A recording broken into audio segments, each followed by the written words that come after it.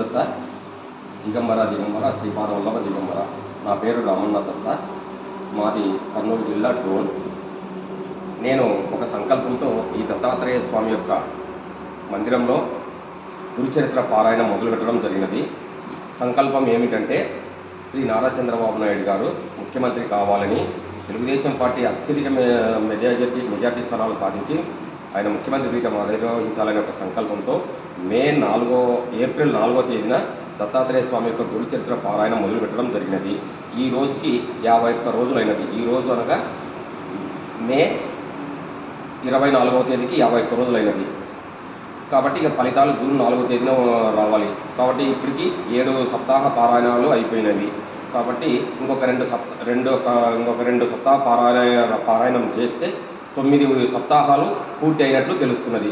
9 సప్తాహాలు పూర్తి అయితే దత్తాత్రేయ స్వామి కృప వలన చంద్రబాబు నాయుడు ముఖ్యమంత్రి అవుతారు. అయితే ఈ నెల అంటే మే 13వ తేదీన ఎలక్షన్లు పూర్తి అయినాయి. కాబట్టి నేను ఒక 5 రోజుల క్రితము నేను దత్తాత్రేయ స్వామి యొక్క క్రియాయోగ ధ్యానంలో ఒక సంకల్పం అడగడం జరిగినది, ఒక కోరిక అడగడం జరిగినది. అదేమనగా, ఇప్పుడు ఎలక్షన్లు అయిపోయాయి, శ్రీ చంద్రబాబు నాయుడు గారు ముఖ్యమంత్రి అవుతారా లేదా, తెలుగుదేశం పార్టీ అధికారంలోకి వస్తుందా లేదా అని చెప్పేసి నేను ఒక ప్రశ్న దత్తాత్రేయ స్వామి వారికి విన్నవించుకోవడం జరిగినది. అయితే ఆ క్రియాయోగంలో నాకు దత్తాత్రేయ స్వామి వారు 16 సంవత్సరముల బాల దత్తునిగా దర్శనమిచ్చి తదాస్తుని దీవించి నవ్వుతూ ఒక పువ్వు నా చేతిలో పెట్టి నా తల మీద చేయి ఉంచి దీవించి వెళ్ళడం జరిగినది. అనగా చంద్రబాబు నాయుడు ముఖ్యమంత్రి కావడము తథ్యము, ఎలక్షన్లలో తెలుగుదేశం పార్టీ అత్యధిక మెజార్టీ స్థానాలు గెలవడం సాధ్యమని శ్రీ దత్తాత్రేయ స్వామి వారి యొక్క సందేశం ఇవ్వడం జరిగినది.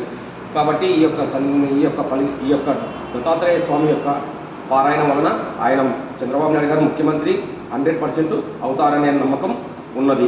అయితే ఆయా ఫలితాలు వచ్చాక తెలుగుదేశం పార్టీ అధికారంలోకి వచ్చి శ్రీ నారా చంద్రబాబు నాయుడు గారు ముఖ్యమంత్రి పీఠం అధిరోహించిన తర్వాత అతను సతీ సమేతంగా ఇదే దత్తాత్రేయ స్వామి మందిరానికి వచ్చి ఈ యొక్క పారాయణ ముగింపు, దత్తాత్రేయ స్వామి యొక్క గురుచరిత్ర పారాయణ ముగింపు పూజకు వచ్చి తీర్థప్రసాదాలు స్వీకరిస్తే ఈ యొక్క పారాయణం యొక్క ఫలితము ఆయనకు 5 సంవత్సరాలు ఎటువంటి ఢోకా లేకుండా ఉంటుంది.